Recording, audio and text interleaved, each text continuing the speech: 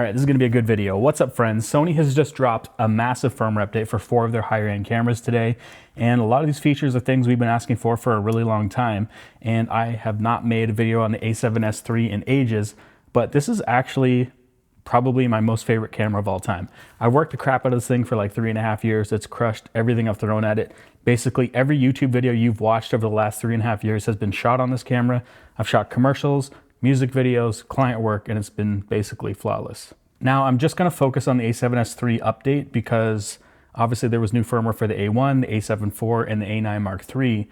And I know the A1 users have been neglected, but they're gonna be happy as well with that update.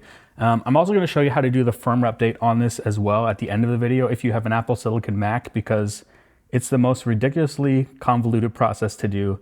And I'm sure there's gonna be a few of you that need help. It's not as easy as just dropping the SD card in and updating. You have to download drivers and stuff. So I'll show you how to do that. I'll timestamp the video so you can watch that at the end if you need to watch that first. You know what I mean. Okay, so right off the bat, the firmware version 3.0 for the A7S III is giving us things that they didn't even talk about in their update notes. But this thing has the entire new UI, so it looks exactly like the newer Sony cameras. So you have all touchscreen stuff in the UI now. So you have your swipe in, you have all your settings, you can customize this, you can change picture profiles, focus modes, you can record right from the screen now. So if you're vlogging, you can flip it around and see that. This was added, I think, in the ZV1, and this entire new menu looks a little bit different. So your audio levels are at the top. And I'll show it side by side with the old UI, but now you have touch in the UI, so you can change all your settings right on the screen here.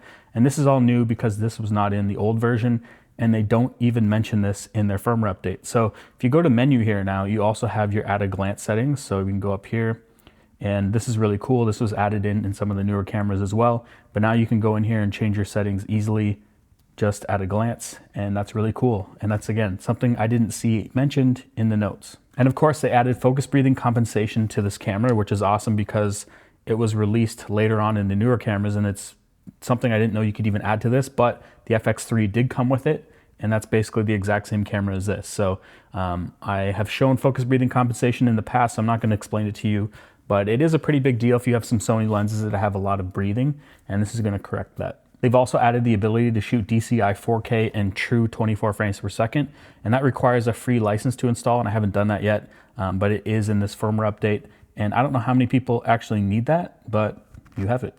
They've also added support for C2PA, which is coming soon and probably going to be added to all Sony cameras. This is like an image certification that's baked into the file. It's kind of like EXIF data that kind of stores the history of an image to tell if it was manipulated. And I think this is kind of preparing for AI, so we know what's authentic or what's been altered.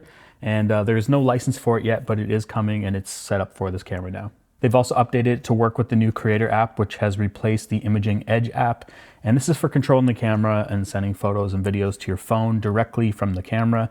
It's just a quicker workflow if you need to do it quick. And to go along with it, they've also added FTP transfer that'll upload to the Creator Cloud. So it doesn't have to be connected to your phone. As long as it's connected to Wi-Fi or internet, it'll upload those files directly to the cloud. And the last thing I want to go over is how you can now control the camera with the Monitor Control app. And I've been using the Monitor Plus app, which is not made by Sony because it does basically the same stuff, but was better than Sony's Imaging Edge app. Now this is completely different. This is for the FX line cinema cameras, but you basically have full control over the camera from an app. You can use your phone or the iPad, and I'll show you how to do that with the iPad. So we're gonna launch the Monitor Control app, turn the camera on, and it should pop up here. It uses Bluetooth to pair, and then it switches over to Wi-Fi. So we can connect to it there, and it's gonna ask me to connect to its Wi-Fi hotspot. And this works pretty seamless. This is much better than the Imaging Edge app, which was horrible. I'm glad they made something a little bit better. But this is only really to control the camera. It's not like the Creator app where you can control the camera, but also send the files. This just has more control over the camera. So as you can see right here, we've got our white balance control. You can toggle record, stop record. You can change your aperture here, stop it down, you know, ISO, shutter speed. Basically all the controls on your camera can be done directly from this app. You can even change the recording format. So if I wanted to change it to like 60 frames per second, we could do that. You can change your bit rate as well. It does have pretty decent latency, so it's not that bad. I don't know if you could use this as a monitor on your actual camera, but definitely when you're remote controlling it, it's pretty decent.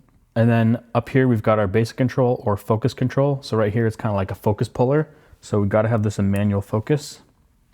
And this is only going to work on lenses that are also autofocus clearly. Otherwise, you'd need a focus motor. But you've got your little focus scale here, so you can change your focus. And that's pretty cool. You've got other things. It looks like you've got autofocus transition speeds and stuff like that. So there's a lot of cool little options in here that you don't get in the Creator app.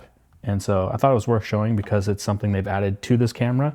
It's not in all of the cameras, just in the FX line as far as I know. Anyway, this has literally breathed new life into this camera, especially having that newer UI like all the FX cameras or the newer bodies that came out last year.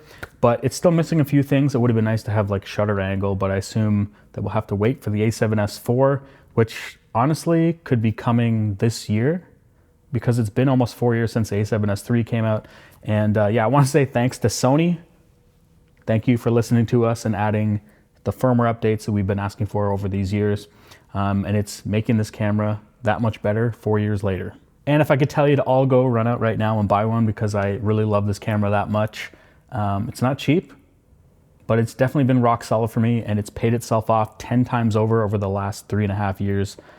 Anyway, thanks for watching. That's all I've got in this video. I tried to get this together as quick as I could, but it was such a pain in the butt to update this camera. And if you want to know how to do it, here's how to do it right now. I'll have a link in the description where to find this exact link, but you're going to need to download the version 3 firmware for Mac. Like I said, this is going to be for Apple Silicon Macs. I assume a lot of people have them now, and this is the most awkward way to update this camera, but I'm going to show you how to do it. While that's downloading, scroll down a little bit further, then you need to download the Sony camera driver. Next, check the firmware version on your camera. I have version 2.0, but you need to be on version 2.15 in order to update to version 3.0. And once that's been downloading, you're going to open the camera driver up and you're going to install this first. And once that's done, you're going to open up the firmware updater. So you're going to see that actually version 2.15 is in here because Sony already anticipated you won't have it. And once it's loaded, you type in your password. And this is where things are going to get a little bit annoying for Apple Silicon Macs because there's so many safety protocols. It actually comes up with an error for the privacy and security settings. So you're going to hit OK on that, enable system extensions, and then it's going to tell you that you're going to have to actually hold down the power button to launch in the security utility, and then we shut that down. So you're going to hold the power button down for as long as you can until you see it pop up with your hard drive or options. You're going to select options, which is the gear icon. I apologize for the low quality here. I was just trying to record it with my phone as quick as possible, but there's a lot of reflections here. Once it launches recovery mode, you're going to type in your password to get in. Then you're going to go up to where it says utilities.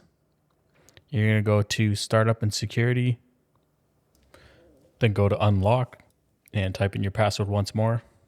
Then click on security policy and you're going to go to reduce security and allow user management of kernel and hit OK and type in your password again. Then you're going to go up and hit restart and this is going to load back into Mac OS. Then once you're loaded back in, you're going to open up that firmware file again and we're going to go to the update, the 2.15 version. It's going to load. Type in your password once more, and then you're going to get a bunch of extension blocked errors. So you're going to hit OK on those, and you're just going to hit OK again.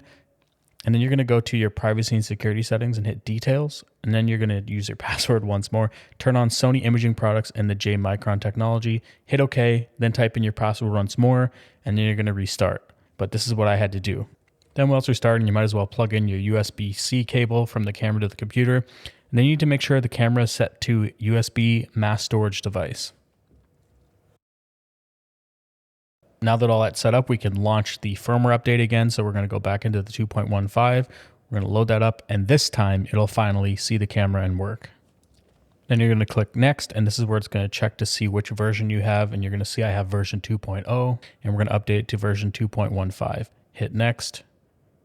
Then it's going to automatically restart the camera and start updating for you. This took me a good 20 minutes. And yeah, so go find something to do for 20 minutes.